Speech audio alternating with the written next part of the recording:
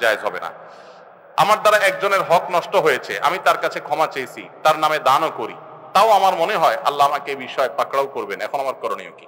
আল্লাহর ব্যাপারে এরকম ভয় থাকা ভালো, এটা খারাপ না। যে আমার তওবা কবুল হয়েছে কিনা, মনটা ছোট থাকবে, অন্য কারোর সাথে দুর্ব্যবহার করতে 10 বার চিন্তা করব। বিশেষ করে যুবক ভাইরা, যৌবনকালে গায়ের জোর আছে, 3-4 বন্ধু মিলে যাচ্ছেন কোথাও, ধমক দিলেন রিকশাওয়ালাকে, চায়ের দোকানদারকে, যার তার সাথে ব্যবহার খারাপ করলেন, ভাবসাব শরীরের মধ্যে আসলো, কিয়ামতের ময়দানে জবাবদিহি করতে হবে। মুফলিস হবেন। নবী সাল্লাল্লাহু আলাইহি সাল্লাম বলেছেন, আতাদরুনা মাইল মুফলিস? কারা মুফলিস জানো?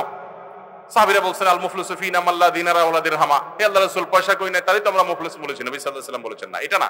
মুফলিস হলো সে যে অনেক আমল করে যাবে, কিন্তু কিয়ামতের ময়দানে সব, ওই যে দুনিয়াতে কাউকে গালি দিয়েছে, কাউকে মারছে, সব পাওনাদারদের পাওনা দিতে দিতে রিক্ত হস্ত হয়ে তারপর সে জাহান্নামে যেতে হবে। অতএব ভাইরা, কোনো মানুষের হক নষ্ট করা যাবে না।